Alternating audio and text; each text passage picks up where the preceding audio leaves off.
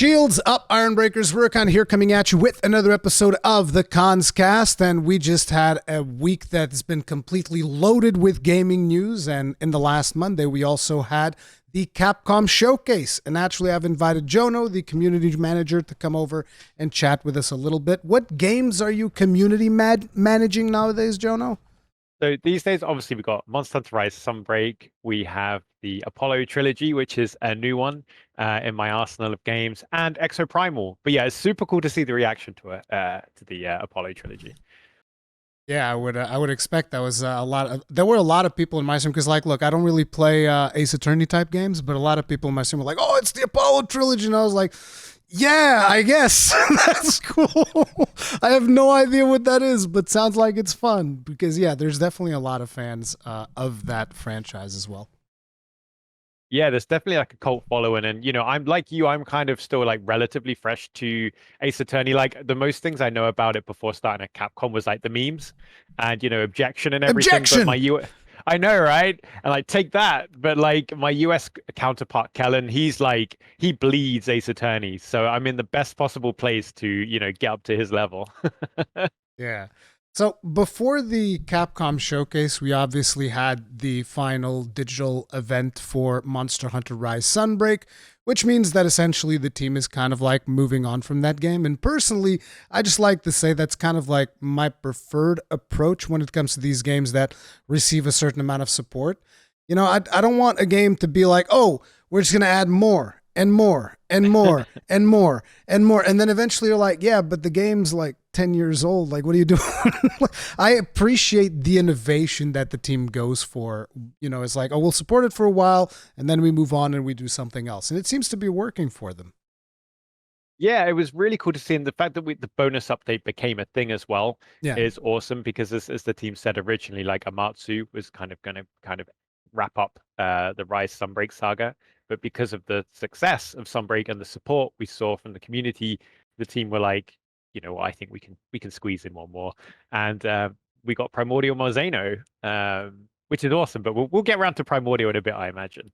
Yeah. It's just it's always one of those things that when it comes to the Monster Hunter team, we always seem to get something in the at least in the last two entries that it's something that wasn't really a part of the plans, like Fatalis. Oh, they really want Fatalis? Sure, let's make Fatalis. And then they make one of the best like encounters that we've had in the series almost. And I was like, damn, dude, that was one hell of a fight.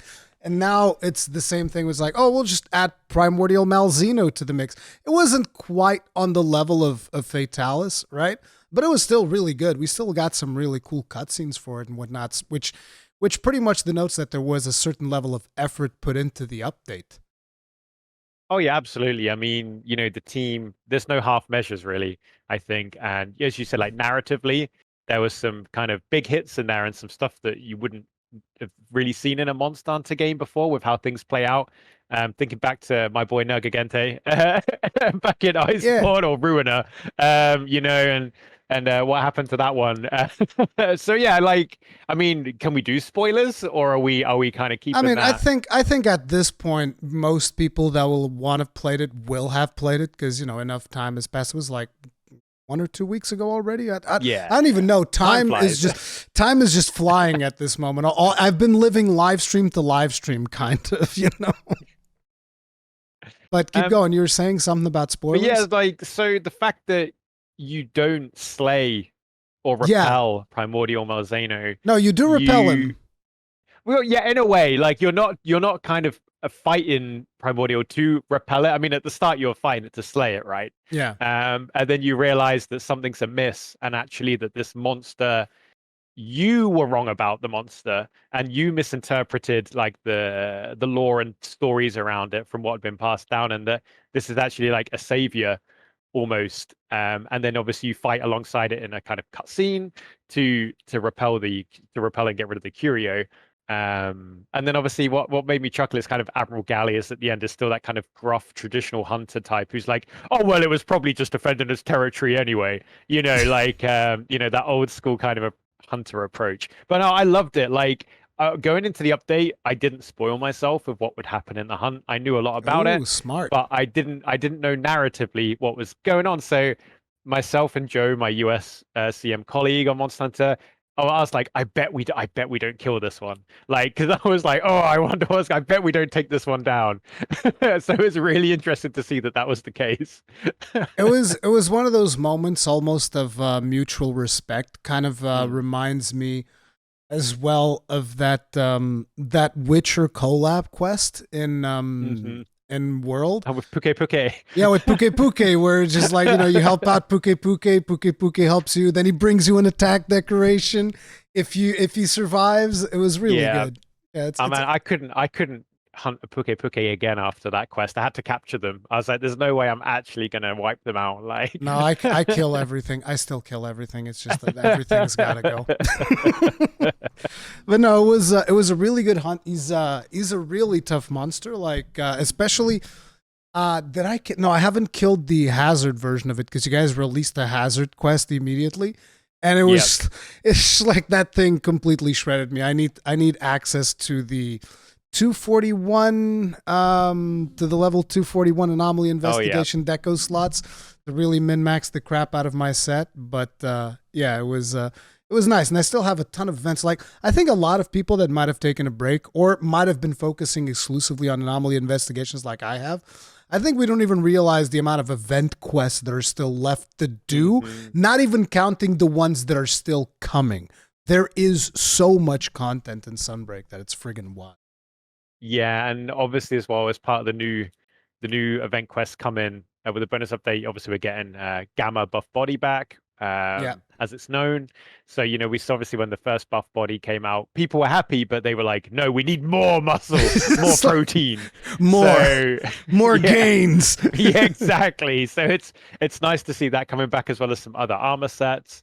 But yeah, there's still as you said, there's still a bit more to go before all of the content is kind of finally kind of delivered in this nice neat Did package. you? I haven't really seen the patch notes yet. Did you guys buff the anomaly gains yet, or no? Or is that not I a haven't thing? I haven't checked in on that myself actually because I've been grinding anomaly investigations because I was really keen to be able to do special investigations Yeah. because the idea of like massive AoE attack, super powered monsters just ticked all the boxes for me. So I'll have to go back in and check because I know my You need boosts have dropped off, you haven't need to hit that put in cap. you need to put in a good word with the team. It's like, hey, listen, guys, look, we've done the final update. Now we gotta listen. Just let people get the 300. All right, just make it real simple for people to get the 300. Everybody wants to get Yeah, there. Just like give us that bump that we got from up to 220 or something. yeah. Again, I don't know if you've gotten it or not because I haven't really jumped back into the anomaly ground, and I just went back in for Primordial Malzeno, and that was cool. Although I will say, people jumping in at Master Rank 10 are about to have one hell of a bad time. Yeah, it's a nice learning experience, I think, Learning experience. because the way I see it, like Primordial Marzeno's armor set and weapon is actually really kind of designed around anomaly investigations because you're gonna get blood blight, a lot. You're gonna Yeah, be afflicted. You're gonna be needing to use that mechanic. And if you got blood right on your armor, all the better. unless So I'm like, if you can muscle through it, and if you can overcome Primordial Malzeno at MR10, fresh out of the story against normal Malzeno and guys for Gorm, then you've got yourself a set that will do you very well in the anomaly investigation circles. Because going back to Fatalis as well, the Fatalis armor set kind of felt like a send-off gift. Like, yeah, you've completed everything now. Take this armor set, go wild, come up with your craziest set. Whereas I feel like, the Primordial Marzeno one, to me personally, it's kind of like welcome to the true end game. You can build something really cool with this, and if you're doing the end game content, it will benefit you, but it's not the be all and end all. You must like use this set. Fatalis. Yeah, yeah, Yeah, yeah. yeah. Like unlike the Fatalis set, I didn't feel the need to instantly like, oh, I need to Mhm. craft this.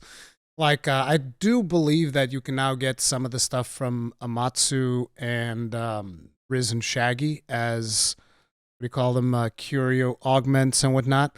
So Oh it yeah. is possible for you to grab that and slap the other things on it, which is kind of like what I want because then you have so many slots in that set, especially after you unlock the 241 stuff that you Yeah. can do a lot of things. But Fatalis felt mandatory. pretty much. 'Cause Yeah, like, it was kind of like it was kind of like you have completed, if you can beat Fatalis consistently, you don't need anything else here. Wear this armor set, just go yeah. mess around, and have fun with it. But like with the Primordial Monzano stuff, I made the weapon straight away.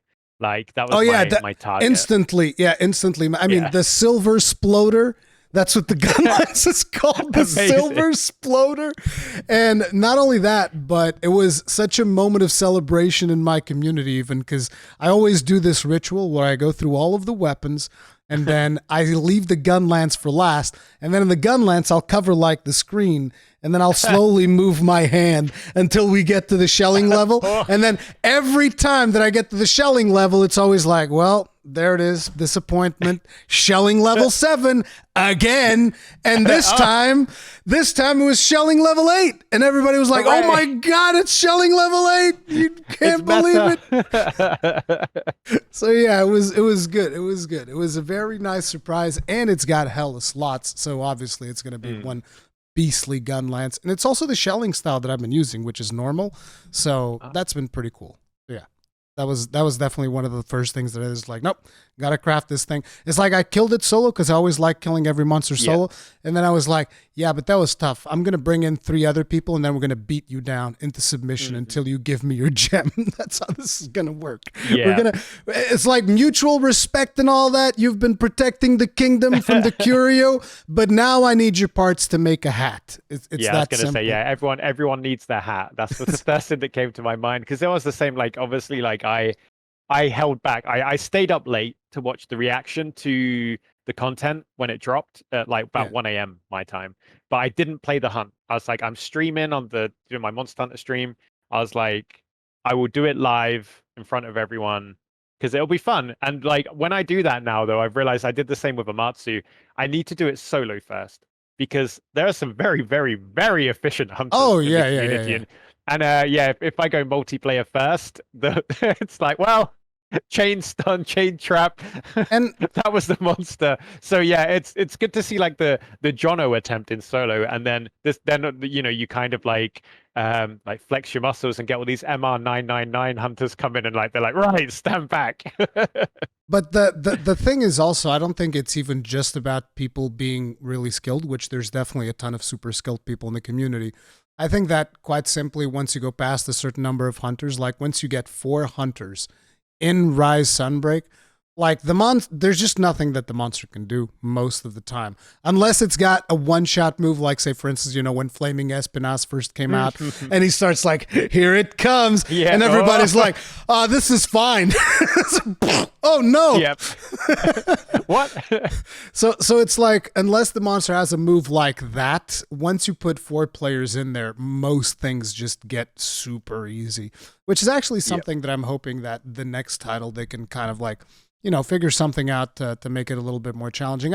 I felt like in some ways World Iceborne maybe felt more challenging, even if there were more players in the hunt, but that could also be, just like that game is all these years back there.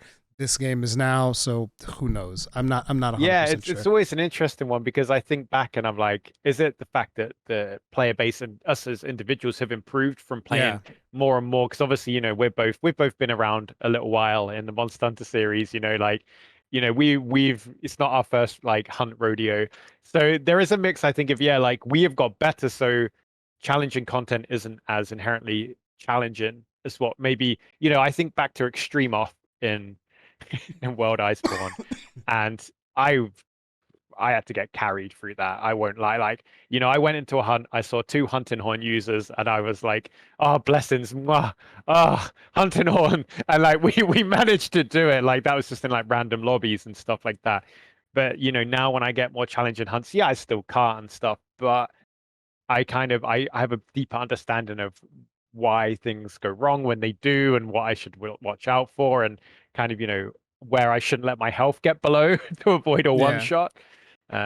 Extremoth is actually an interesting case because there's not been anything quite like Extremoth or the Elder Lesson or Cove or Ancient Lesson either, but I'm talking about like monsters that don't scale.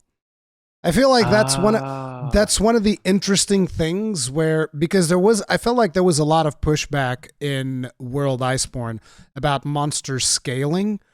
and in a way I almost feel like that isn't, and to a certain extent I feel that that's something that the games need, because in a lot of situations, say I'm playing Sunbreak, I can do everything solo, right? Mm. If you go back and you play GU, depending on the weapon that you are using, you're not going to be able to do everything solo once you get to G rank. You're going to want to be playing with other players, because otherwise the challenges can get to a certain extent insurmountable. Like, for instance, I remember failing a quest because I ran out of time in Generations Oh. Ultimate. Oh. It's like, oh The yeah, classic nemesis. I'll just go ahead and kill these two hyper brachydiotes. And I'd kill one and I'd be like almost done with the second. It's like, oh, maybe I won't because I ran out of time. Yeah. Uh-oh. So I Oh feel yeah. like that is one of the things that I don't know where you sit on that. Like, do you think that we should have certain monsters that don't scale? Because at the end of the day, they provide you with a different experience. And I understand that for a lot of players, like Yeah. maybe they don't pay for PlayStation Plus or Xbox Live or whatever, and they're like, oh no, I want to be able to do everything solo. But on the other end, it does provide with a different community experience. Like, I did lobbies for Alatreon, even though Alatreon does scale, if I remember correctly, Mm. but it was just really, really tough. And then I also did lobbies for Safi, tons of lobbies that I did for Safi, because that one didn't scale and you wanted to have 16 players working on it so that the things would go faster. And same thing for like Kolv, because there was an iteration of Kolv that also didn't scale, I believe. Like the very first iteration didn't scale. And it's like, where do you think that we shouldn't have those monsters? Do you think we should have them? Like, what do you feel about it? It's a very interesting question, and as you've already mentioned, it's kind of multifaceted because, the Monster Hunter community and gaming in general is this very broad thing where some people like multiplayer, some people just want to go in solo, some want to play with their buddy or their partner or their kids on this, at home, and it's trying to kind of, I think, cater to everyone without excluding portions of the community. And I think another game that kind of runs into that challenge is Destiny 2, with how they Yeah. create end-game content and solo to multiplayer content. And I think in Monster Hunter, it's definitely about striking a balance, because obviously we know we have our experienced players that can go in solo and whop everything. Then we got teams of hunters that, like to play in a more relaxed or casual fashion, that find certain things more challenging than others. And I see a lot as well on social media and Reddit, especially around uh, solo players that just like to go in and kind of don't touch multiplayer. And I think that's what kind of spawned the follower system in Sunbreak, which I love. Like for me, I'm a multiplayer hunter. I will jump into random hunts over going solo pretty much every time. Like I like whether I'm playing with people I know or just using, the hunt joining system. I love that. I love the experience. I love like what can happen. But when I'm traveling, I really, really like the follower system, because even though it's not other players, I like the company and I like fighting alongside, like in a cooperative fashion. But kind of going back to kind of like the scaling and like quest difficulty and things like that, I think it's important for us that we cater to the different audiences, and that solo hunters don't miss out. Um, kind of in a way, because it would Yeah. kind of be a shame if it was purely like, yeah, no, you can't do that. Sorry. You just can't do that. Yeah, I but think you're right though. It's definitely because we don't then want other players to miss out, and I think the team are always conscious of this. And when they're designing encounters and things like that, it's yeah, how does the scale? And I think Primordial Marzano, actually going back to that, is a really good example, because Primordial Marzano is a challenge and fight, right? yeah. Even if for an experienced hunter, you know, because of how aggressive the monster is, and it combos Oh you, yeah, and it's got these really cool moves. we still had carts, like even when we went in with 4 players, we still had Hmm. carts, like the occasional cart, and they're like we would kill it reasonably fast, but some people would still die because you'll just catch someone completely off Yeah. guard Oh and yeah. slap you around. There you go. But then on top of that, as you said, as soon as you beat that quest, you get the hazard version. Yeah. And then that cranks things up. So that way, I think the team did a fantastic job in going, right, here's a challenging monster that, theoretically, any hunter, if they, if they practice it, they can beat it solo Yeah. with friends, whatever. Then they're like, okay, for you hardcore hunters, we've got something a little extra that you'll unlock straight away. that you can go and do in the arena, so you don't have to chase it. You've got a rainbow spirit bird. We're giving you what you want. You can get straight into the fight, like no messing around. So I think that was a really nice way of kind of like addressing that. I know it's not monster health scaling, but in regards to providing a challenge to those who want it without alienating a Yeah. portion of the player base, I thought that was like a nice way of I doing it. think I think a potential solution for like future iterations would be to consider something like what was done with Extremoth, where Mm. Extremoth, his health didn't scale.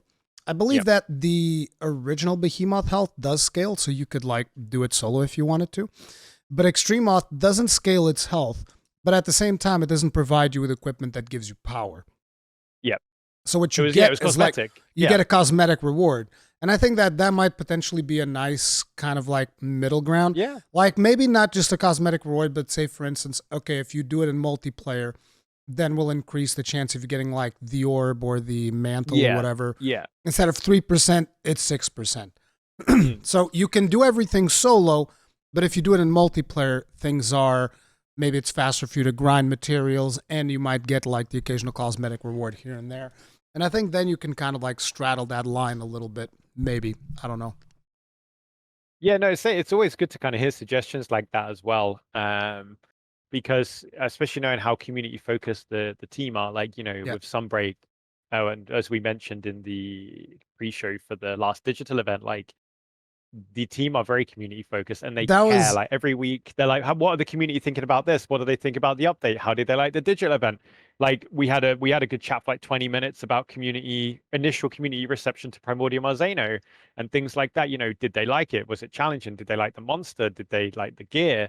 And when you've got a team that's that passionate about what the player base thinks, I think these kind of suggestions and anything like that are always great. and Even what was after the fact. I'm sorry to cut you up, but like No, go, what please do. is the what was the overall community feedback? Because it's very easy for me to become tunneled vision in my own Yeah. community, and I feel like the overall sentiment was very positive when it came to the Mhm. Malzeno fight from my community. But like obviously you reach out more communities than I do from other creators and so on and so forth. What was the overall vibe on Malzeno on Primordial Malzeno? So talking from a pan-Western perspective, because obviously the team at HQ look after the Japanese community. Yeah. So looking at kind of like NA, LATAM, Europe, kind of side of things. Overall, yeah, really positive reception. I think the only major kind of like grumble we saw is, oh, it's not a black dragon, like, oh, it's not Yeah. Fatalis again, or it's not, it's not like something like that level threat. Which is It's interesting. something that I find interesting when people go like, oh, we didn't even get a black dragon. And I'm just like, why is this? I don't know. It's like, why is it so important to get a black dragon as opposed to just like a monster that is really cool? It's like what? So what if they said, okay, so Primordial Malzeno for some reason he's a black dragon. Boom, done. Would that make people happy? I don't understand that. Yeah, That whole I think it's a catch-22 because on one side, it's like I guess Fatalis left such an impression yeah. to players, especially players that joined Monster Hunter with World and Iceborne. It was such like a big like, whoa, like this is kind of like crazy. But to me, Primordial Marzano had that same impact narratively, Yeah. like because it was so different to what usually happens. Like once again, Ruin and Nergigante in Iceborne helps you take down the end monster in the cutscene. It's all really nice, and then you go and hunt it afterwards. So I was like, yeah, so like, because I had a soft spot for Ruiner, because I thought Ruiner was a G. I was like, yeah, like, Ruiner's got your back. Like, what Yeah, a cool, right. what a cool dude. Now let's kill him and make a hat. Yeah, but however, it's meta, so I need to go and hunt you now. Yep. So Now you gotta like, die. so I was like, it's like that meme, where they're crying as they've got the gun pointing pointing down. Like, I was like, oh man. So like with Sunbreak, yeah, it left such an impact on me that it's like, hey, there is this balance to be had between the hunter and the monster. And also, I just love the fight, right? Because clearly, Malzeno is a sword and shield main, Primordial Malzeno. There's a bit of Lance in there because I see the side sweeps, but Yeah. Primordial Marzano to me is a sword and shield main. So naturally, it's a top 3 monster. I mean, genuinely as well, it's a top 3 monster for me now. It's up there with Bracky. It's No, Bracky, no, no, no. Gormagala, and Primordial Marzano. They're my 3 top monsters now. According to the official statistics, one of the top 3 monsters is my favorite monster of all time, which is Seething Basilgoose. He was number 3. I was like, what? My boy, number 3? Who was number 1? I forget, to be honest. Daimyo. Oh yeah, Daimyo. It was Daimyo. It's like, but I forgot because like all I saw in that list is like, yeah, Seething Basilgoose. The other ones don't matter. I think the second one was Magnamalo, right? Wasn't Maggie the second one? In Rise it was Magnamalo, and in Sunbreak I'm pretty sure it was it Seething, Baz, Luna Garon, I think was second. Oh yeah, Luna Garon. Yeah, Luna Garon was in the list as well. Which is cool because Luna Garon, and the armor and gear is really cool on Luna, and it's a really cool fight. And then, you got giant energy crab. And like, I love the crabs because they're such a fun hunt, and they're just very unique as like monsters. Let me tell you something. I found it hilarious. You know who really loves the crabs? Charge Blade mains. They love Shogun Cyanotol. Yeah, those big. That's what. So the Charge Blade mains farming it for like nice damage numbers. Yeah, every time I'd watch like a Charge Blade main go after Shogun Cyanotol, I was like, oh god, here it comes. There goes that shell. Oh, it's like the moment it lands with the SAD. 1,000 damage, 1,000. You're like, oh my god, stop! It's already dead. Yeah. So that was a fun surprise. Yeah, it caught me off guard as well. Yeah, but the community statistics were pretty cool. The community videos were really nice as well. Thank you, by the way, for inviting me to be a part of that. That was that was really cool. The thing was, I was like waiting on the YouTube stream, and then you sent me the picture on Discord, and I was like, wait, what? It's on the Twitch stream. Yeah, Twitch was like a little bit further ahead by a minute or two or something. Yeah. So then I jump into Twitch and we watch all the community stuff. It was really cool. I thought that was really nice to include all the community members and whatnot. It was legit. Yeah, it's I mean, as I said, like there's so many awesome creators and community like foundations of the community, kind of thing. Those that don't necessarily create content like yourself, but are so impactful. And it would have been great to get even more people in, but we were literally like so restricted by time. And I'm pretty sure as well, I think you were the first person. I think you were the first one. When I didn't want it to bring that up because I'm like, okay, it's whatever. It just happened to be that. But I was like, yeah, but I was the first one. Oh, no way. I was super excited about that. Yeah, it was true. But it was really cool. Now, I do have another question specifically in regards to a Rise feature. We didn't really talk about it much after Rise, which was a Rampage. Do you have any feedback that the team got from that? How they felt about it? Do they not want to talk about it? Like, what was the deal with that? I mean, like from our perspective, like the Rampage was like a Rise only thing. Yeah, and that was always the case because I think if you have like the conspiracy theory that it was taken out of Sunbreak, I mean, the amount of work that would have had to go into doing that would have been insane to like then take it out and replace it with something. But yeah, the Rampage was always going to be. It was always intended as like a one. I think it was one of those things that if it received more community support, because I felt like a large part of the community they were not huge fans of Rampage. Like to me, Rampage was something that I would, after you do a bunch of hunts in a day, then you're like, okay, guys, let's just chill out, murder a bunch of monsters at the Rampage. But it was always one of those features that to me is like, I could take it or leave it. It's not really something that I'm super interested in. Yeah, I mean, when the team innovate and try new things, people either love it or they kind of don't love it. And I think the Rampage. It's like I liked it. I love tower defense, so I'm biased. But like the team tried something new with the monsters. Some people liked it, some didn't. And because it was self-contained to Rise, it could or could not make a reappearance if they wanted it to. But yeah, Sunbreak was designed, from my understanding, that the Rampage was a Kimura problem as such, and it gets wrapped up in Kimura. And then obviously the equivalent for us is the Affliction and the Anomaly investigations.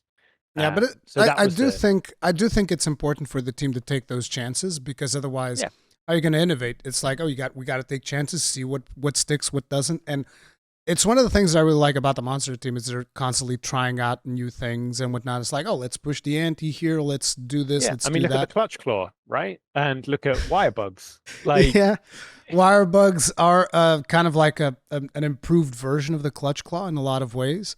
But I'm wondering if the next one we're gonna slow things down a little bit.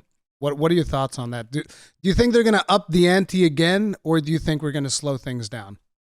I have no idea. I mean, I'm still very much in Sunbreak mode, Yeah, so that's where my head's at.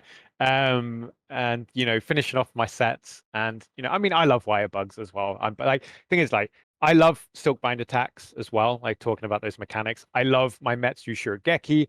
I love my Shield Bash. I love the Destroyer Oil. Gives me sharpness, but like I'm loving this kind of skill, and I love Devil May Cry as well. So maybe once again I'm biased because I like yeah, that high octane, flashy skills and things like that. But I mean, you look at the difference, I think, as well between, say, like Generations Ultimate to World to Rise, and how the combat kind of differs. They're like, is it faster in some ways and slower than others? Like, I know that a lot of people say about World and Iceborne that mistakes are punished harder. If you miss time an attack or if you go wailing in, whereas in Rise and Sunbreak, if you get punished, you just wire bug out. And then the team's response to that was making monsters that punish you for wire bugging yeah. out of these attacks. And And then the that's my community is like, biggest why am I weakness. getting Yeah. punished for wire bugging out? This is Yeah. Lay on the floor and take your iframes. exactly. It's So, like a that's my never biggest ending weakness. circle. Yeah. That's me. I'm like, oh, don't worry, I've got a plan for this. And then, I get like slapped by like the other wing or something. And then I'm And then sometimes you stay in the ground, and the monster's just like, I'll wait. I got time. yeah. Oh, And then I'm you just get gonna back charge up and up it's this like, Nova. slam. Yeah. That happens too. But yeah, that was cool. What do you think the team? I don't know if you've had a chance to meet with the team yet, but like, what was the overall sentiment now that the final update was pushed out? Like, where's the team at with Sunbreak? I mean, the sentiment has always been really riding high. I think, going through Rise and then the PC launch and then Sunbreak, and then we had like the home console and Game Pass Rise launch. Like, it's always been great. And it's because communication has always been clear between the teams and the community. And, even when the community have had constructive criticisms as well, the, most of the time they're presented in a nice way that we can, package it up and share it with the team. But no, sentiment's always been great, and you can tell that in the meetings everyone loves Monster Hunter. And it sounds really cliche and cheesy because obviously, I work on the game, so of course I'm going to say that. Yeah, of course. But it's always nice, and it's always like, did the community like this? What are we doing next? Let's talk about the next digital event. Oh, you want to do a community showcase where you spotlight some of the community VIPs and content creators? Please do, go for it, and things like that. So yeah, I think everyone's really, really happy. The community once again really got behind Rise and Sunbreak, and it is a bit of a, especially once again for newer hunters that join in One Iceborne, it's a bit of a it can be a bit of a culture shock because the graphics are different, the Yeah. gameplay is different, because it's not that kind of traditional kind of like sequel pattern, the way that obviously the Monster Hunter titles have kind of traditionally come out. You kind of go diagonally or like kind of across, and like it's kind of like a sequel, but not a sequel to the last game, if that makes sense. It's just something different and newer. So to see people not kind of immediately go, wait, this doesn't look like, this doesn't look like World and stuff like that, and kind of go, this is different and I'm going to give it a go and I like it, was awesome. Because the way I see it, like, I think that Rise and Sunbreak especially kind of mixes together your older titles, your Generations Ultimate, your For You, with World and Iceborne to kind of, to me personally, give you that experience of kind of the modern and a bit of the classic. Obviously, I know the speed is a lot higher than Yes. the older games, but it does give me that kind of vibe. But what about you? What do you think about that? I think that I still look at it as kind of like you have two experiences that you have with Monster Hunter, which is kind of like you have the home console experience and you have the more handheld type stuff. And I Yeah. kind of feel like that is what I like about it. It's like you get this more, home console driven, and this again, this is what I expect that the team is going to do, right? Which is you have the Monster Hunter World in Iceborne, which is the big blockbuster experience, and then you have stuff like Rise Sunbreak, which is where the team is like, oh, let's experiment with it, right?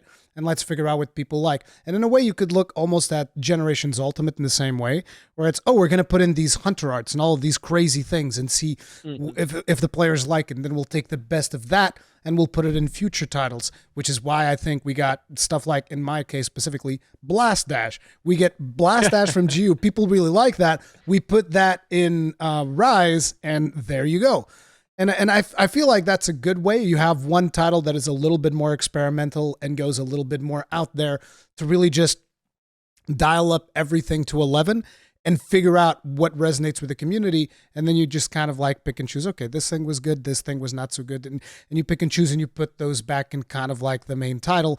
And you end up with a situation where, because it's so contrasting, you're definitely going to have people in the community that is like, no, I just like the main one, like the World Iceborne, whatever. Yeah. And that's fine, because that way that person already knows, okay, so the next one's going to be experimental, so maybe I'll skip that one and get the next one that's going to be the one that where they kind of like pick and choose the stuff from experimental. Whereas the more dedicated community can be like, no, I want everything. I'll just take it all. And there might even be some cases where some people are like, no, actually, I like the experimental ones more, so I'll just take those instead. And you basically end up serving different segments of the community that way. So that's kind of like the vibe that I get. So I'm always going to play them no matter what. But if you were to ask me which one do I prefer, I actually miss the more slower pace. Yeah. I miss the more slower pace. And one of my biggest points of feedback, this is something that it's one of those things that you can never put the toothpaste back in the tube again. But like one of the things that I would love to see is no resupplying during quests. Ooh, classic. That's never gonna happen. And a lot of people are like, well, that's a bit of a difficulty spike, that one. Yeah. Yeah, I know, but people will be like, well, just don't resupply during the quest, right? And it's like, well, yeah, but you need to understand that the events that take place, like the way in which the quests are designed, they take into account that you're expected, that you can resupply. So, like for instance, the Fatalis quest, my first attempt where I cleared it, it was this really weird thing that I did where it's like, okay, so first I'm gonna go in with a greatsword and heavy artillery. I use all of the cannons, and then when he's down, I jump in there with a greatsword, do all the true charge slash that I can, and then I die on purpose. Yeah, but then you can and go then back I to your grab camp I go back to camp, grab the heavy bow gun. You do the clutch cannon build, which was a thing where you would clutch onto his face and then do the wyvern snipe point blank, and you do that until you die. And then the second time that I die, Fortify will have proc twice. Now I equip Sword and Shield, and I go in there and I kill him. That's kind of like a really weird strategy. Yeah. But that's kind of like what I did. And I'm like, well, it's balanced this way because you can resupply, you can do all these things. And I like the more preparation aspects of it. Another thing that I miss would be like hot and cold potions, where a lot of people see it as like busy work. I'm like, no, it's immersion. Like I'm in the desert, I need a cool potion.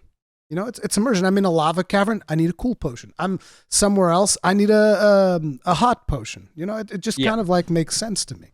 And it's more of an immersion thing than necessarily busy work. But, each player is going to prefer it a different way. So, yeah, exactly. And like, as you said as well, like with players like in different games, like one thing I love, have your favorite Monster Hunter games. Like, share your love for that game and tell people it's your favorite. But I always kind of like put my head in my hands when people then start trying to beat down the other games. It's okay to go, I like this one more than this one, and this is why. When they're like, no, this is, if you like this one, you're wrong. And I'm like, you do all realize you're fans of the same series. They don't compete against each other. Like, if everyone's having fun and however they like to play Monster Hunter, great. Yeah, we love it if you play the most recent games too, because that's really good. But it's okay to like the older games or the newer games more. But then like it's when, and you don't see it too often, but people kind of get militant and they're like, oh, you're wrong for liking this game more. How dare you like Rise more than World or blah blah blah. And it's it's weird. It's like you're not competing against each other. You realize that, right? It's the same. Like you're all It's sat the around the same same dinner franchise, table. but yeah. I think it's more important to have conversation where it's like, okay, so what did you like more about Yeah, this one? exactly. And what did I like Exactly. more about this one and what not? And this one's better at this one's better at that, and whatever. Because that at least you can have a conversation that informs the team where it's just like, no, this game's bad. Well, yeah, but Yeah. why? Because it's bad. It's like, Where's Fatalis? Right. yeah, Like, it's bad because it didn't have Fatalis. And it's like, well, like, yeah. And the thing is, like, yeah, it's great. Like, because, like, it's like having a favorite monster. Like, I'm very public about my yeah, favorite monsters, Seething but it Basil doesn't Goose is mean the like best. the others are bad. It's just, I like these monsters because they appeal to me. No, every monster is bad except Seething Basil Goose. That's the way Except it Stephen goes. Baz. Yeah, Yeah. he's the best because he explodes things and it's great. He does Uh, purple explosions. What more do you want, you know? exactly. So one of the things that we definitely got with the final update, which is something that I personally really like, and I think that a lot of people in the community really like, and it's definitely one of the things that I'd like you to transmit to the team, is on the final one we got to see the developers again. Yes. So Yep. is that something that the team is willing to do more of? Because like in World Iceborne, every time we got like a developer diary, it was a big deal because developers would come up and they would Yeah. like do the whole green screen thing, which for a lot of people, I know that for a lot of people, like, oh, it's so corny. They're doing the green screen thing. And it's like, no, it's cool. They're in the green It's cool. screen. I agree. They're It's like really on the cool. friggin' hot springs in Celiana. And that's cool. I like that. It's immersive again. Yeah. Like, no, I agree. Like, like with the kind of having like the characters and the NPCs in it was once again we're trying something new. Like, what did the community think of this? How did they respond? And we did see that people liked it. They thought it was a bit of fun and it was a Yeah. nice new way of doing things. But they missed the team, and the team were aware of that, so they came back for the last update. And especially, when you look at who you've got the series producer, you've got Ryozo, we had Ichinose-san and director Suzuki-san. Yeah. These are very busy individuals as well, Exactly. with some rather important roles. And the fact that they don't just they're not just happy to do it. They actively want to be in front of the camera. And we saw like a very kind of relaxed environment, if I'm honest. They were chit-chatting and joking with each other, like, they consume life and all of, like they're having some fun. But that's the thing Great, that, and that I yeah, feel the is team were like up the for it. best Yeah. way to present it is to just like sit them down, have them relax. Don't have it be like all scripted and professional with 3 different rotating camera angles and alternating. And I think that those times in a lot of ways, because it used to be like that mostly in gaming presentations and like that. It used to be like that. And what I see nowadays, particularly because, I cover a lot of video games and whatnot, is that whenever we get one of those presentations, most of the community just looks like, yeah, whatever. It's another one of those because it's like 3 different camera angles, different shots and whatnot, and interweave gameplay, context-sensitive gameplay and all these super highly produced things. And then you look like, for instance, to bring an example, you look at Final Fantasy XIV and you have Yoshi P in there bringing out prints of like armor sets and just showing a piece of paper in front of the camera. And everybody loves it because like people just want more authentic, natural conversations as opposed to the more scripted stuff, I feel like. Yeah, and I'm glad you mentioned the FF14 stuff because I personally think that's really cool what they do as well. And I know like and we've done some stuff like director Suzuki especially, he was in the videos with Kitty and Papa where they're causing trouble, and I think Ryozo-san was in one as well where they were on his shoulders, and I know whoever was puppeteering then was making the most of that opportunity. So the team like to do that fun stuff as well when they get the time. But no, like we did feedback that people like it was great to have like Fiore on Bahari and stuff like that, but especially in talking about the pan-Western community, they love to see the team, and the team come across always so genuine and passionate, and they basically they missed you guys kind of thing. So yeah, we did feedback that that they wanted to see the team, and the team got together. And yeah, I loved the show. I enjoyed watching it. I did watch it before it went live, and I was like, this is really cool. I can't wait for the community to share this. And it was nice as well because looking at like some of the secrets about what did and didn't make it through, what the team found really funny and stuff like that. It's really insightful because I'm a fan as well, right? Like Yeah. I'm lucky enough to work on the game, but I love Monster Hunter 2, and I'm on that same journey that everyone else that's playing it is as well. It's So it's these cool little Easter eggs. Yeah, but it's like it's definitely one piece of feedback that I wanted to. It's like we want Yeah. to see more of the team, and I really hope that in like future opportunities they just show more of the team as opposed to like it's cool to hear from the voice actors and all that and having the little characters. It's nice and it's fun, but I think that the human element of just having the team is just kind of like an essential thing. I feel like for the community as a whole. Yeah, I mean, I think we're very lucky to be in that position as well, that the community want to see the team and they want to hear from the team, and not because they're worried or anything like that, or they need reassuring, but because they like to see them and they like to Yeah. hear the information from the creators and members of the team. So I think as well, a thank you to like people like yourself in the community who do like that because you want to see the team for the right reasons. And I say like the right reasons. By that, I mean positive reasons. And I think, especially in the wider games industry, that really isn't all that common. Because sometimes it'll be people demanding answers. Whereas here it's like, no, we just love hanging out with you. We just want to hear you talk about the game. No, I want you to. I need to know about all of these bad things. Like, where's my gun lance shelling 8? Like, exactly. Yeah, we can't have you sat at the front, Rurikhan. I'm sorry.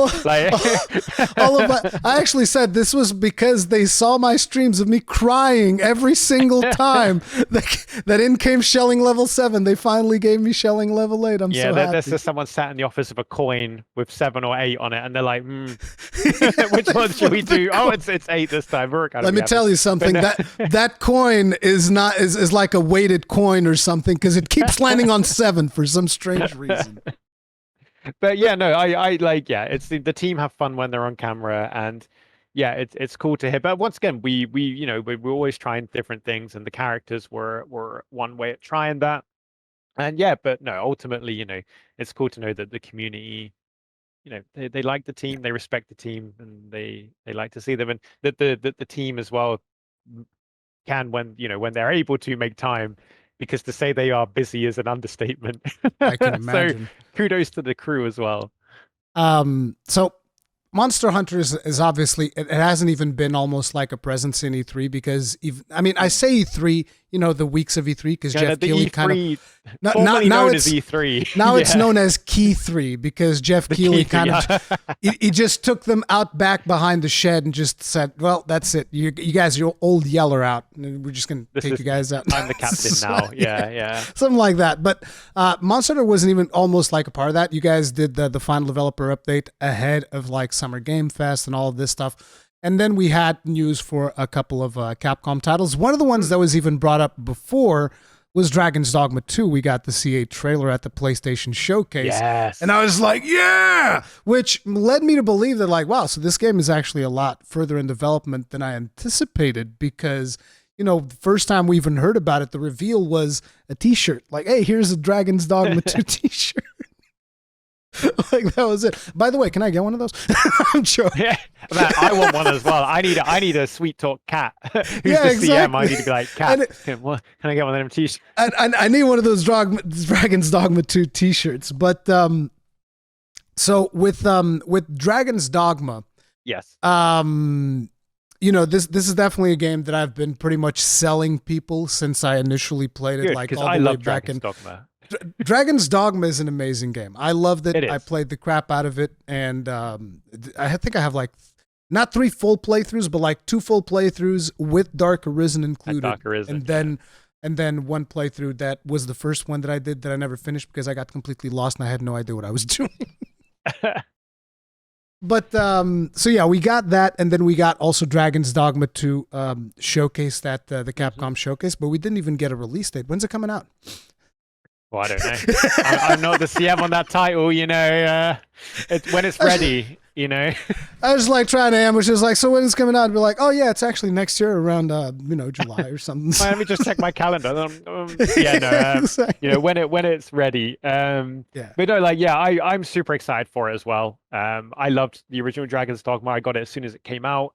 I thought the pawn system, there was nothing like it.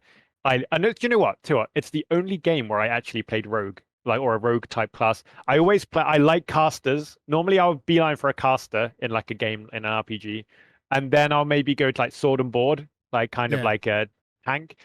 But the fact that they made rogue cool to me was, and the reason is I want to climb over the big monsters and stab them.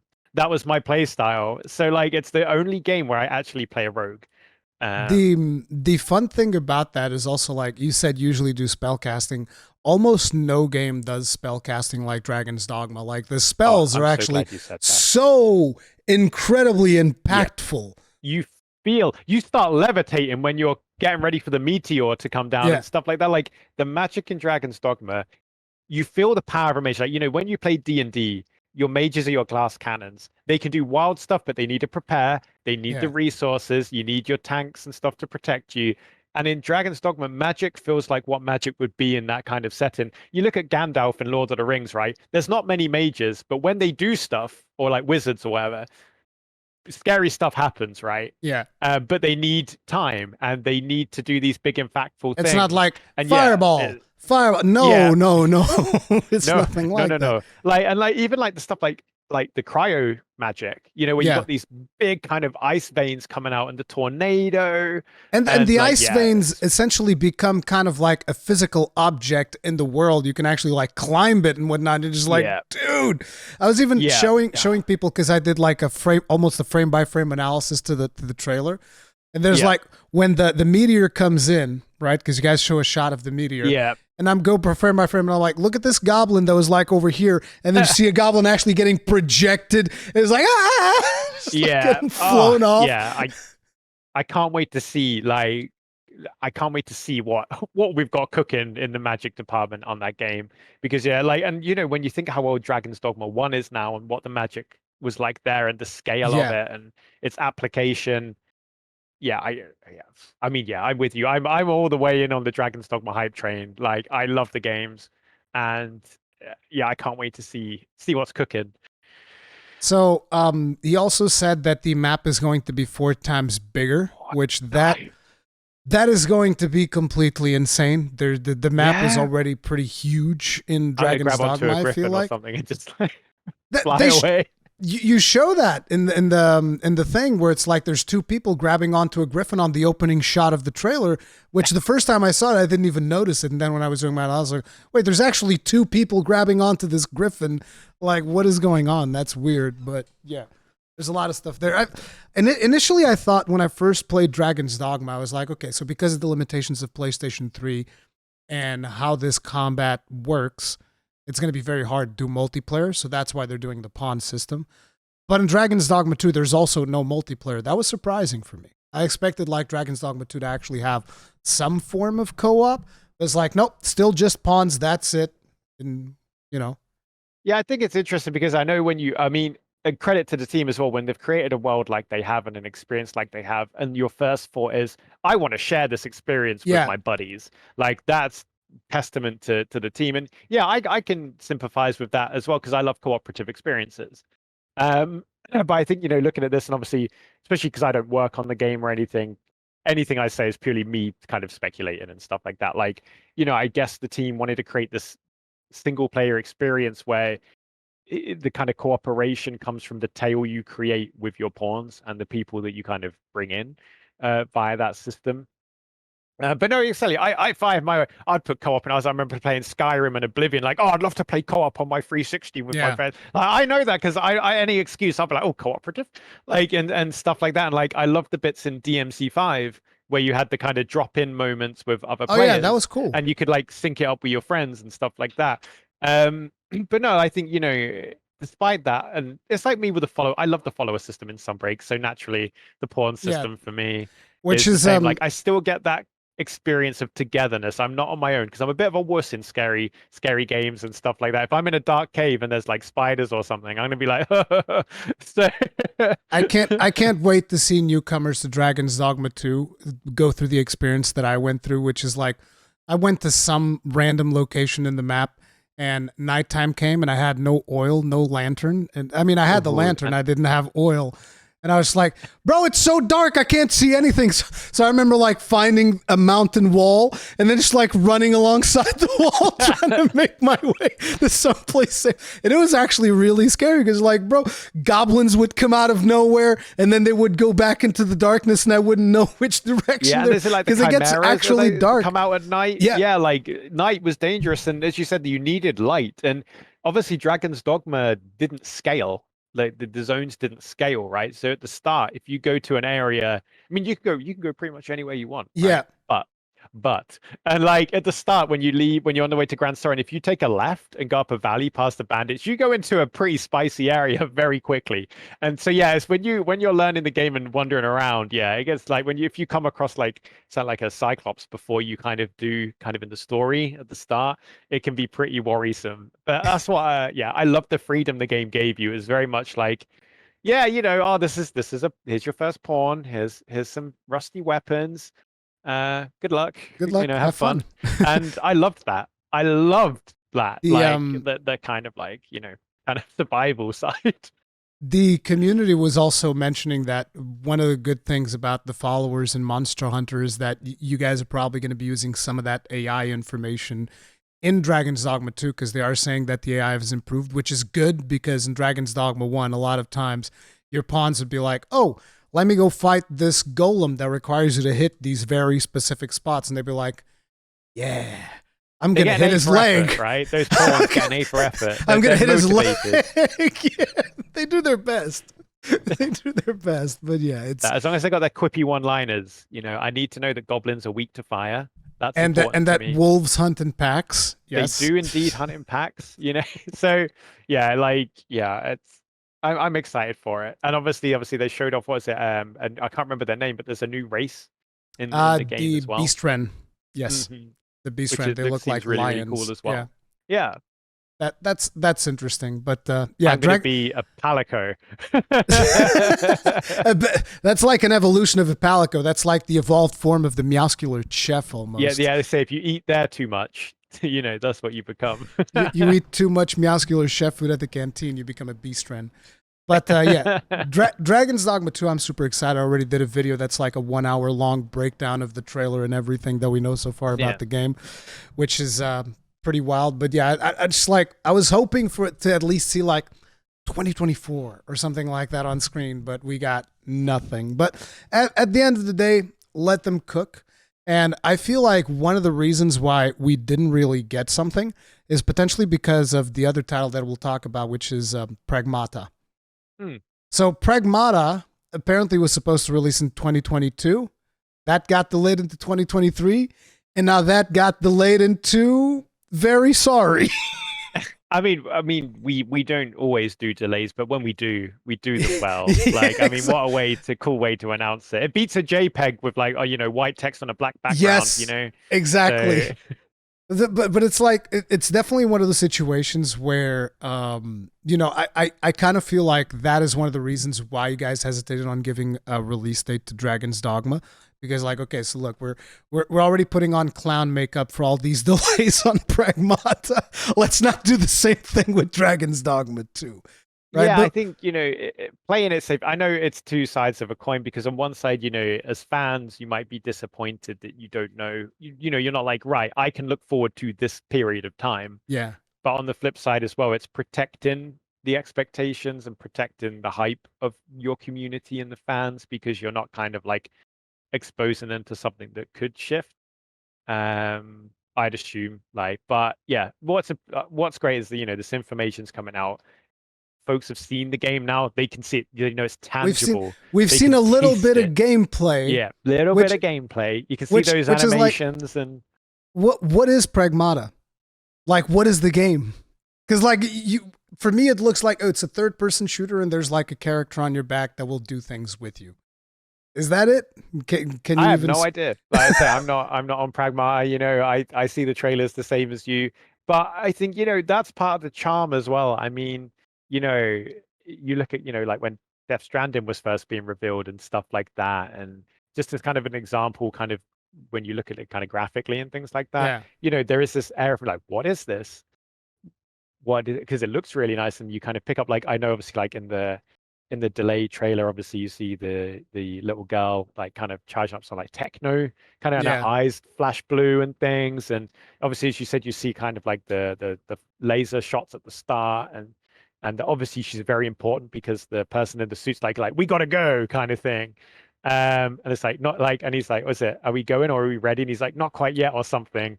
Yeah. And yeah, I think that kind of building up the world through that and kind of, giving it for like the viewers and the community to kind of put the pieces together, is interesting. Like, I think it's cool, especially, Pragmata as well as a name is this kind of like mysterious kind of visage. But yeah, no, I'm in a similar boat to you all. I'm like, oh, Well, in that case, it's probably going to be the same case for this next question that I want to ask you. What is Kunitsu-Gami? yeah, so that's cool as well. I'm not working on that one. But it looks really interesting. Obviously, it's new from us, and I've seen the combat in it, and I'm like, from the trailer, and I'm like, yeah, that looks interesting. Obviously, I think if I remember correctly as well, like obviously it pulls a lot on Japanese kind of like You get like Okami vibes folklore, from or it. yeah, Is what I got, and I think a so I'm lot actually really interested in it. yeah. So I'm really, really keen to see more of that as well. And I guess it was quite a surprise for a lot of folks because it was kind of like, oh, by the way, there's something totally new again Yeah. from us. It's one of those things where it could be easy, and I think a lot of people were like, oh, Capcom just keeps remaking like Resident Evil games and whatnot, and releasing new Monster Hunters. But I think one of the important things is also coming up with new IP. I think it's very important to innovate and not just like rest on established IP forever. So I like the fact that there are some chances being taken with Pragmata, Exoprimal, which we'll talk about as well. Kunitsu-Gami, all of these things. So you also don't have any additional information on Kunitsu-Gami. No. Damn it. And the thing is, as you said though, like innovation is great, and each of these titles you can see the Capcom DNA in them, Yeah. and you can see it being used in different ways to create these new and exciting like titles. So yeah, it's really cool to see and as both an employee and a fan. Because I get to play these games too when they come out, and I get to Yeah. experience them. So like I'm excited. Yeah. And why do you have to put a longsword on like the first weapon shot of that game? It's Well, always with the everyone long swords with you guys. It never changes. Capcom never everyone changes. loves the long sword. You got to get him in there somewhere. At least there was one axe at some point. I saw somebody with an axe. Do you at least know if there's going to be co-op? Because you see at one point of the trailer like multiple characters. It almost looks like it could be co-op. I have no idea. Anything that's not been announced, like in trailers and stuff like that, then same for me. I know what you know. Okay, fair enough. So the next thing I wanted to talk about is one game that you'll hopefully be able to tell me a little bit more than you could for Kunitsu-Gami and Pragmata, because we got almost nothing out of that. But we got to talk about Exoprimal. So yes, I mean I can talk a lot about Exoprimal. So. I bet you can. So number one, Ryu and Guile exosuits. What is this? So yeah, we revealed crossover 1, and we saw some very the detail. We saw exosuit Ryu and exosuit Guile coming in. We didn't reveal too much more about what that content fully entails, but obviously we did see a cheeky Hadouken being pulled off in there as well. I'm assuming that's an emote and not something that you'll actually do to kill dinosaurs, but I mean, it might be like Monster Hunter, where some of the emotes deal a little bit also of damage. have other applications. Yeah. But more will be revealed on that. But yeah, I'm interested to see, because I'm definitely going to try and Hadouken a raptor. Like I won't lie. But it's like they're essentially skins, right? They're not full fleshed out exosuits. Like, no, this is the Ryu exosuit, and no, it's a skin. Yeah, no, right? not like the alternate versions of the exosuits that were Not revealed like in the latest trailer. Yeah. Like the Deadeye variant that has the shotgun. Yeah, I would imagine this would be like a cosmetic deal. Okay. You would imagine? What do you mean you would imagine? That's just me speaking like a Brit. Okay. So, one of the things that was also revealed, I don't remember if this was revealed previously in the story, but is that there's going to be time traveling. We're going to be traveling back to Hmm. 2040. I mean, I'm assuming traveling back to 2040, Yeah, yeah, right? yeah. So the incident, the Bikatoa incident has happened. You're now in like a post-incident world, and it turns out your character ends up in this kind of like time loop where Leviathan has taken a fancy to you effectively because they Mm, feel that you can create some interesting data. So you are being sent back to the moments just before that happens, at that part of the story that we've shown anyway. And you're now basically a bit like a detective story. You're trying to piece together what happened, why did it happen, how do we stop it, how do we fight Leviathan, and kind of as we saw, like you piece bits together hmm. on like a web, and then you start to kind of solve the mystery. And what that kind of shows is like you as a player, because in some games you as the player know more than the character you're playing, so you're Yes. like, oh, I know what's coming. Oh, you can't bet, you can't wait to this. But with Exoprimal, you and your avatar effectively are in the same place narratively. You know what your player character knows, and the player character kind of knows what you know as the player. So it's quite an interesting take on kind of the story, because yeah, you're going to be reacting hopefully like your character does when things That's happen.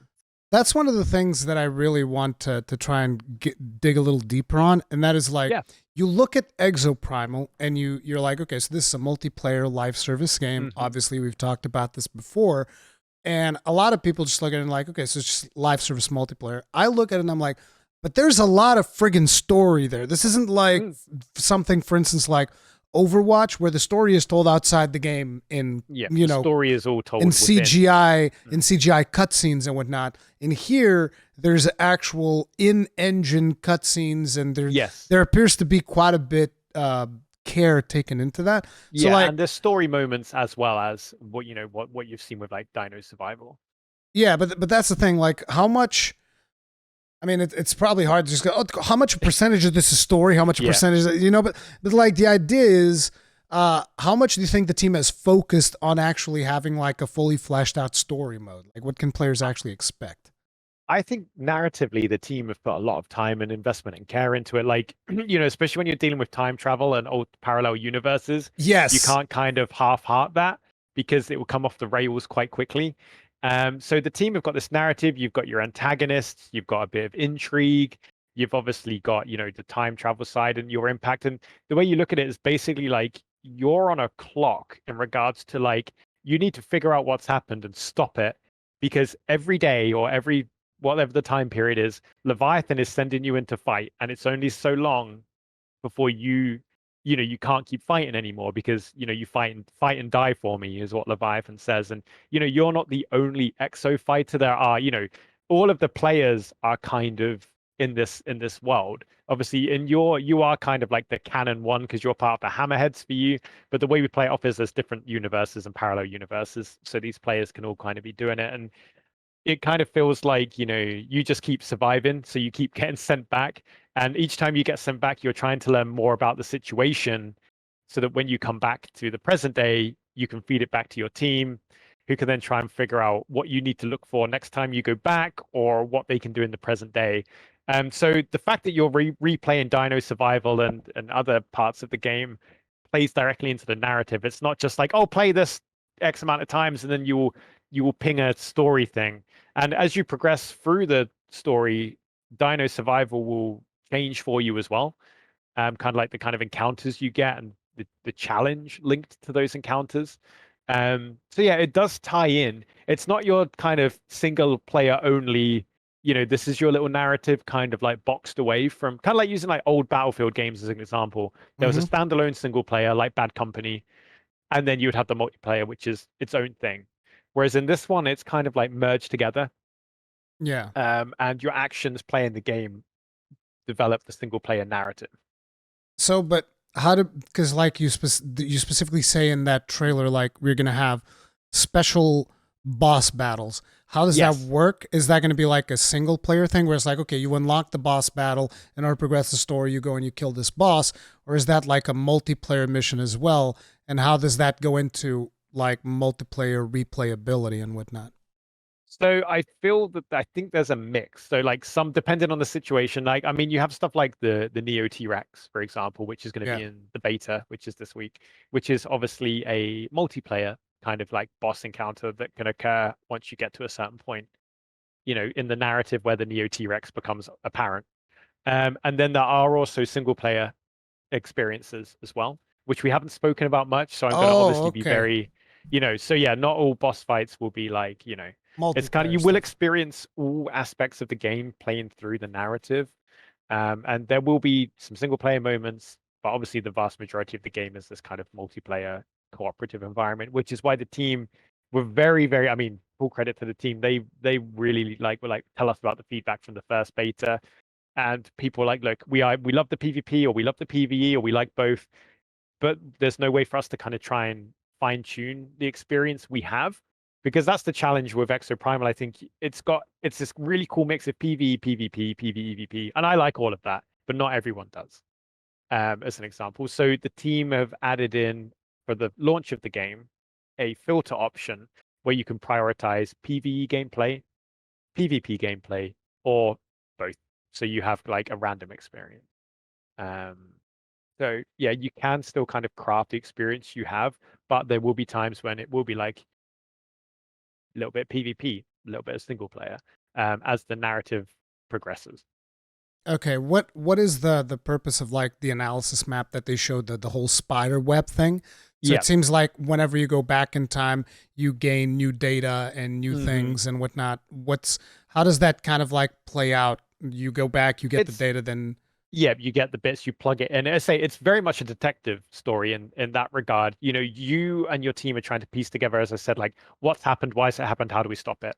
With the ultimate goal to stop Leviathan, because as time goes on as well, Leviathan is getting stronger because it's getting the data it wants to create more powerful exosuits. And you're like, but why does it need even more powerful exosuits? And then you find out about the Hyzol, which is being used to like for the time traveling purposes and to power what Leviathan's overall plan is, which you're trying to figure out. So you're basically the more you go back to try and find out more data for yourself, the more you empower Leviathan. So it's this kind of double-edged sword. And yeah, the we're web is as you get a clue, you plug it in, you get more narrative, you might get a cutscene and things like that, and you as the player learn more what's going on. And at the same time, so does who you're playing as. we're essentially empowering Chat GPT to take over the Yeah, world. this is this is what happens if you ask it too many questions, get it to write too many essays for you. This is the outcome. the Uh, the end is nigh. So another thing that I wanted to ask you about was modules. We got to see a little bit of oh modules yes, in the recent trailer. So what's the deal with modules? Because like they go through it so quick. It's like, oh yeah, you yeah, do this and you unlock these things and blah blah blah blah blah.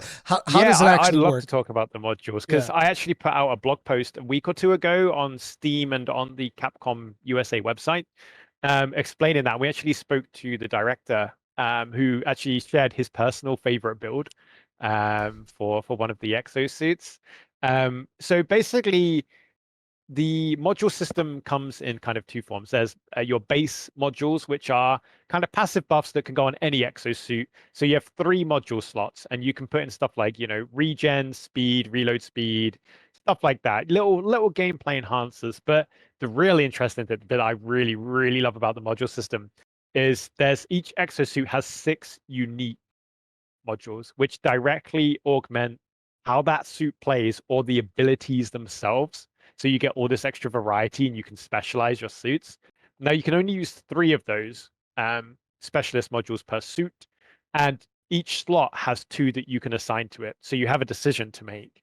And they can be as simple as like, oh, your base healing and base damage is increased, or it can be stuff like your ability will behave differently, or you get more charges of a certain ability, um, uh, or like your ability has an enhanced effect at a I'm certain point of assuming using that. I'm assuming that So those come in tiers as well, right?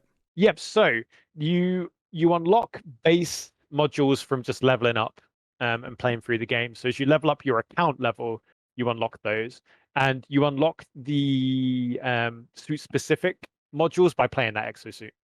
So if you have a favorite exosuit, you basically target unlock those. So say it won't be a situation as say you play Deadeye and you're focusing on Deadeye, but you end up randomly unlocking suits modules for Skywave when you're like, well, this is useless to me. So as you play the suit, you get more modules, and then you can level up the modules and to give them enhanced and sometimes new effects as well.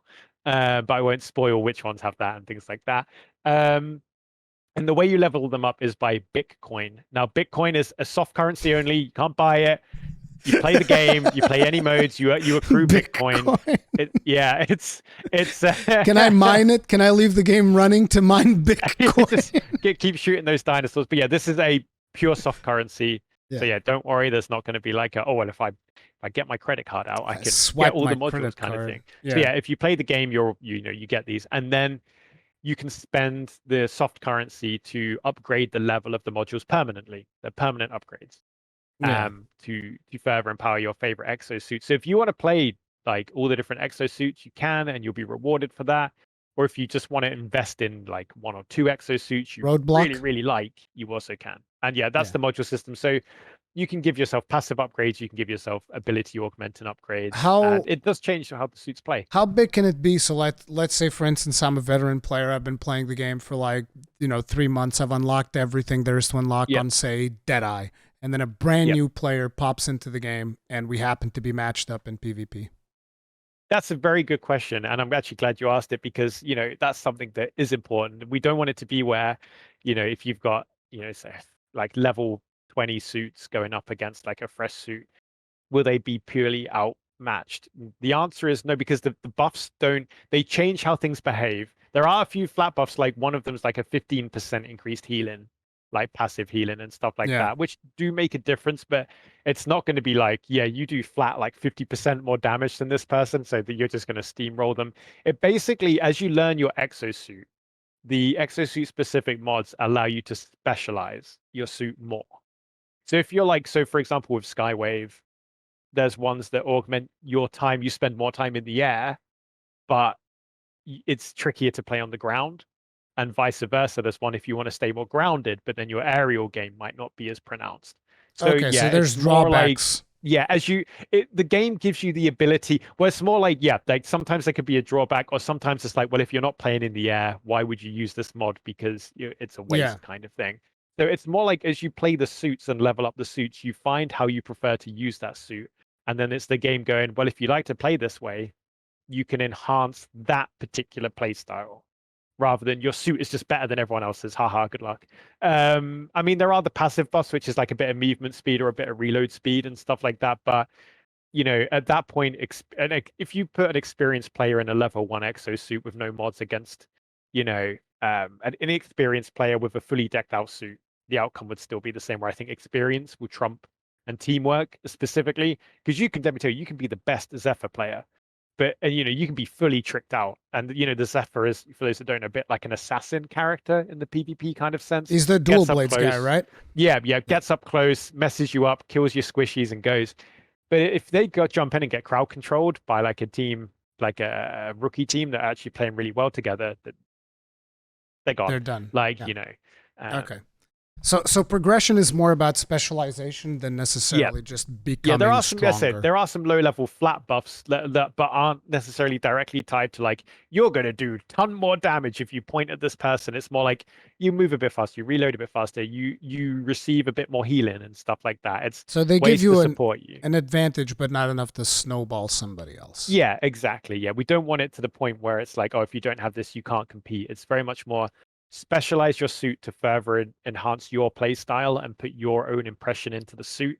So that way, when you see like a roadblock, or you see like a Krieger, you have an idea of what this suit does. You know what its general kind of loop is, but there can be like 3 or 4 different play styles maybe attached to it, depending on what that play has done, because you have the 3 mod slots with 6 potential mods.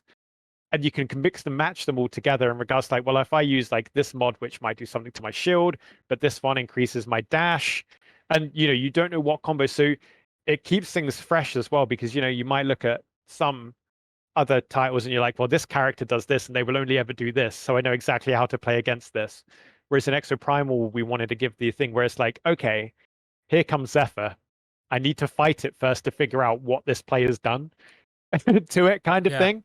So you still have that kind of tactical level to it when it comes to fighting. Whether you're doing other players or fighting dinosaurs, you might be like, oh, I want to do the Neo T-Rex fight, so I'm going to spec my suit, and there's no cost for respecking. You just flick between, and you can change your suit setup on your modules before you go into a fight. You've got a bit of time So I'm assuming you at got the like start of the match. loadouts as well and stuff like that. I need to delve deeper to see if there's like a Because full-on if you loadout. don't, you should. I think I'll have to double check. I'm trying to remember because the module system isn't in the open beta. In the open So beta yet. Yeah. it's in the full game. It's going to be ready to rock day one, but it's not in the beta because the beta we were still fine tuning a lot of stuff before this on around the modules, balancing and tweaking bits Yeah. before the OBT2 build was kind of like finalized. So we didn't want to kind of put it in that when we weren't satisfied with the balance and situation and kind of spook people.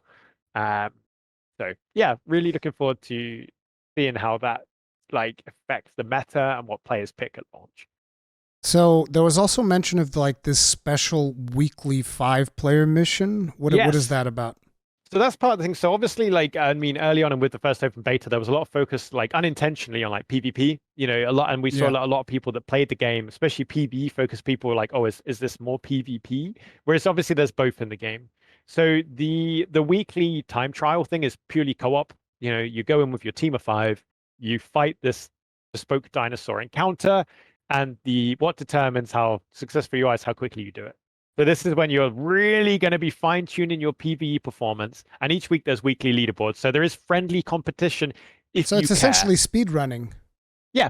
Yeah, it's like, here's an encounter, here's a challenge. Do it as quickly as you can. And I said it's weekly as well. So, it'll keep things fresh. How much variance do you think you guys are going to have with those encounters? Like, oh, today we have the Neo T-Rex, whatever. Tomorrow we have like this defend event or something. Like, what's the deal with that? Yeah, there's so many different. There's dinosaurs people haven't seen and stuff like that, experiences and things like that. There's like we have all these levels and bits of levels and custom levels we can put together. There's the different objectives. We could have one where it's like, yeah, maybe you fight just an insane amount of raptors consistently, or then they're like, oh, chuck a couple of like boss dinos in or mini boss dinos, because obviously like people haven't fought like the Neo Ankylosaur yet and things like that. So yeah, the team have so much variety. You can see what the team do with event quests and Monster Hunter, kind of, just using monsters and locales and sometimes funny modifiers. So with Exoprimal, yeah, they could go really wild with it if they wanted to. So and on the top game. of that, sorry. Go ahead. Go ahead. And then I was going to then talk about like the Savage Gauntlet as well. Yeah, what's that? So that's more like your end game, part of the end game. And obviously Savage is there for a very good reason, because it's one of those guaranteed tougher experiences. So we were keen to showcase and highlight, like we did in the recent digital events in the showcase, that there are these dedicated PvE experiences in there for those that want it. And yeah, the Savage Gauntlet is like, if the weekly challenges are your speed run kind of encounters, Savage Gauntlet is the can you survive? Can you, as a team, put your sweatiest PvE loadouts together and survive? Can you get through these? Is that the one where you saw like these platforms appearing, and then the dino would do a laser, and everybody had to jump? That's just the Neo T-Rex. That's just the Neo T-Rex. Because I was like, because that almost seemed to me like essentially MMO raid mechanics to an extent. Yeah, it does. I just, when I've been describing it to people and talking about it, it's like I class it like personally as a raid boss. Like that's how it feels, because the Neo T-Rex encounter, so that will be in the open beta, and that's going to have quite a high weighting, I think. So the Neo T-Rex and the one in the beta I will highlight is one specially designed for this open beta. So we're keeping a few surprises and a few tricks and some of the challenge back for launch. That'll be interesting. So it's not going to be like demo Nugagente, so don't worry. Yeah, so there's going to have a few tricks up its sleeve at launch, but yeah, this is a 10 versus 1 cooperative finale type mission that can occur. So you'll start your match in a 5v5, and it can end up you will team up. So Leviathan will be like, hey, like, you're now going to fight together or die, and you get summoned in, And I don't want to spoil what happens up to the encounter with the T-Rex, but there's this, you immediately go in as a team of 10, you can heal each other, you can revive each other, your buffs affect each other, so now you either all win. So if you succeed, you all win. You all take that match win. Or if you lose, you will lose. So yeah, it's this 10v1 fight. And I mean, one way I described it is it kind of reminded me of like the Dragon a little bit. But obviously it's all players fighting this AI monstrosity. But yeah, it's a really fun fight. There's some definite raid mechanics, definitely. Like, if you play FF14 or you play stuff like Guild Wars or WoW and stuff like that, or even some of the tougher bosses in Diablo 4 and stuff with like, AoE stuff, like you'll be like, yo, this is So really it's cool for like like a telegraphs, shooter. that type of stuff. Yeah, I like mean, a it's quite proper usual text, raid but there's encounter. telegraphs, there's stuff like, yeah, I don't want to I spoil it, think, but there's yeah, telegraphs, there's things happen that you're like, I should be doing something right now. I think So, that yeah. that could actually be one. And the interesting thing is, with this team, is how quickly they were able to kind of like shift the design to kind of adapt to community feedback, with immediately saying, okay, so we can transfer some more resource to PvE, because that's what I feel like that was one of the biggest requests, was have more PvE. And the team was very quick to be able to, okay, so here's another PvE mode, here's another PvE thing, while still keeping up the PvP aspect of it as well. And I think that could actually be one of its niches, like the third person raid mechanics. Like, that all sounds very engaging to me.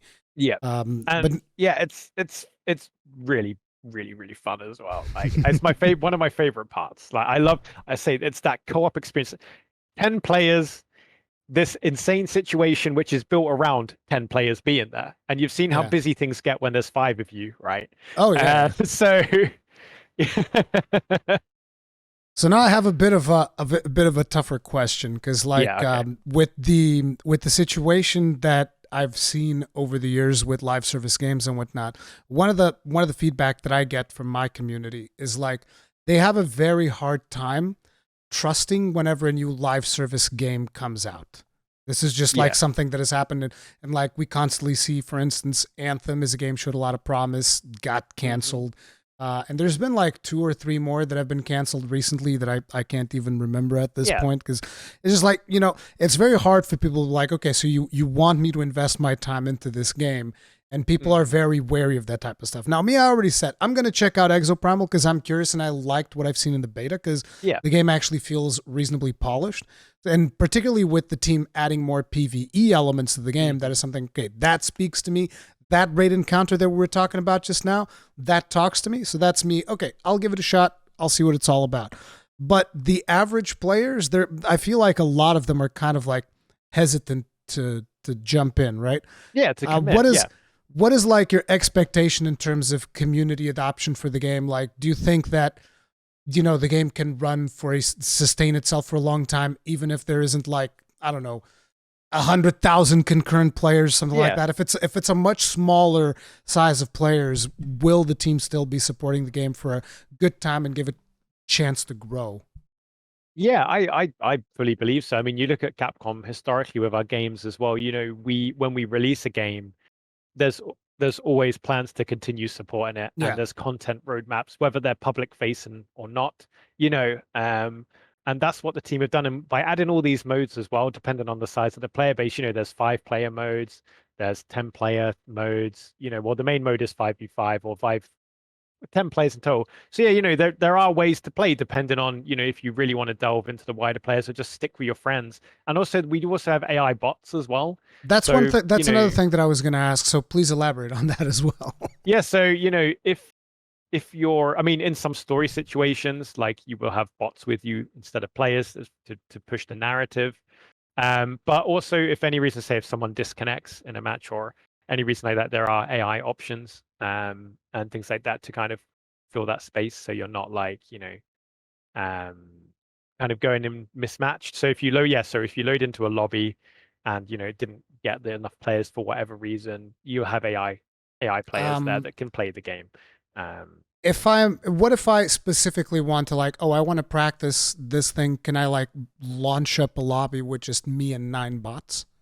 Not that I'm fully aware of. I'd have to check in on that. I mean, we do have the training area, where you Yeah, can yeah, yeah. fight against test dummies and Yeah, things like I've that. seen that. I've seen that on the last beta, and you can like But even yeah, recharge your ultimates and stuff like that. Yeah, yeah, you can test everything out and fine tune, but I'd have to check in on that. I don't want to kind of because give a like definitive answer. And this would be another piece of feedback that I would give is like enable like a mode where someone can just jump in with 9 bots, because a lot of times this is something that I feel like happens in a lot of multiplayer only games is people a lot of people they find they like the concept, but due to like social pressure, anxiety, etc., yeah, etc., oh, absolutely. they don't want to jump into a multiplayer match because they're scared of like either bringing their team down or Yeah, like I get this feedback a lot from a lot of people in my community, even in Monster Hunter. Like some people will be yeah. like, "Oh, I don't want to jump into a random lobby In because I case you don't want to." can't, or yeah, Yeah, I don't want to bring other people down, and I constantly say, "No, don't even think about that. Just jump into the lobbies. It's whatever. Nobody yeah, cares." exactly. Yeah, I everyone's mean, so a friendly. majority of people don't care. There's the occasional bad apple, whatever. See, that's why I But bring life powders because you never know when you might yeah, get someone. I mean, I get hit enough times to know that I need my own life powders. I But don't that's bring why you life, bring but it I'm a because you can selfish then, yeah, player. you can. You get nothing from me. I'm part of the Church of Life Powder, so Yeah, but it's like, for those people that have like this more anxiety, being able to get yeah, their feet wet on the actual mode. And it's like if the bot's already coded into the game, there's not yeah, really a reason not to do it. It's like maybe it doesn't give you the same rewards as playing against other players, right? Because you don't want everybody just, oh, I'm just going to farm bots, right? yeah. But for a practice match, I think that would be a cool feature to add as well. But yeah. Yeah, I mean, it's an interesting suggestion. I think one way the team have already looked to address this is by offering the option to select that you will be PvE focused matchmaking, Yeah. because I think the scariest thing is PvP, right? Because I think with PvE, even if you might not feel you're the strongest player, you can still contribute, you can still succeed. But in PvP, if you come up against a team, and I play a lot of PvP games as well in my spare time, I love PvP stuff on top of PvE. Like if you come up against a sweaty team and your team isn't PvP inclined, boy, you're going to feel it. So the team were like, let's let people decide. And I think the PvE kind of like focus setting is a good solution to that. And whilst you might not have just AI in yourself, you will be playing with like-minded PvE players. And Yeah. especially as in the earlier stages of the campaign and the story, you're not going to be getting, Neosaur after Neosaur, eating you. You're going to have time to learn, you're going to have time to settle into what exosuits you like, you know and even if you like, so for example, when you're doing the VTOL defense, if the VTOL defense gets destroyed, you just start it again. You start that particular encounter again. So you're not going to be like, oh, there's this hard point of failure if you're focusing on the PV. You might not like be the first team, but you'll still get through it and you'll still learn. And if people are selecting PvE only, they might be looking for that slightly more relaxed experience. Rather than like me in the PvEVP section, like, yeah, bring it on, I'm gonna take you all on. Let's go. Like, Yeah. But yeah, Giga even then as well, hardcore. Yeah. don't be shy as well. And like the communication system, we do have stuff like if you don't want to use, if you don't want to chat, there's the emote and sticker system that you'll be familiar with from like Monster Hunter. So you can still communicate as well without being on mic, because I know you mentioned people that might be a bit more anxious or just averse to that. There's still ways for you to communicate, and that way you can keep your identity hidden, because sometimes when you talk, people are like, oh, Brit, oh yeah, let's get him and stuff like that, or Yeah. and obviously much more high profile ones, like we see a lot, like if someone femme presenting speaks on a mic, you'll get the idiots that are like, oh, a girl and Yeah. stuff like that. I've And seen I've seen a so little bit yeah, too many videos of that. I'm still hoping that's a minority, and it just happens to be that they record that minority. But yeah, and it just it's yeah, it's always it's so disappointing when you see it. It's very disappointing. it Yeah. is. It's yeah, it's horrible. So, so with this, there are these multiple communication avenues as well. So you can, as you mentioned about, dipping your foot in, you can choose how deep into the pool you go on that communication front. And Yeah. if you are looking for a more relaxed experience, pick the PvE focus. And then, you won't have to worry. And then if you feel more confident or as you settle into the game, try the PvEVP, like the random one where you might get PvE, you might get some PvP, And then if you're, if you want to get a bit spicy or push the boat out, you can then move into the PvP focus section as well. But yeah, and they said, you can have it where you pair up with randoms. You can pair up, you can get 5 of you together straight away. Because for the 10-player co-op missions, it's 2 separate teams of 5. You can't kind of like go in as a 10 and be like, oh yeah, we're gonna ruffle stomp this, So, but you can put together a team of 5 people you're familiar with, and play through either 5v5 or just the 5-player only kind of activities if you want to. But yeah, no, that's a good question though. So thank you for asking. Problem. So beta this Friday, I believe. So if you guys still haven't checked out Exoprimal, this is open for anyone, right? On all platforms. Yep. There's crossplay. All you need is like the Capcom ID thing. So just it's free to make, and all it just links your accounts together so we can crossplay can talk to each other. So you're probably going to be needing that for the next Monster Hunter game, so you might want to get started with that. That's my prediction. That's my prediction for the future. So, yeah. Anyway, that was all I had. Jonno, thank you very much for taking the time to join us on Conscast once again. And yeah, any last words that you want to say? No, thanks for having me, and big shout out to the community, the Iron Breakers as well. It's always a pleasure to come by. Thanks for putting up with me and not being too mean on the questions, just a mild grilling. But no, I really appreciate it, and it's awesome to always hang out, mate. And yeah, say the only thing is check out the Exoprimal beta. It's a ton of fun. Tell your friends. Okay, we'll see you guys on the next one. If you enjoyed this episode, hit the like button, subscribe, bell notification icon, all that jazz, and we'll see you in the next one. Peace out.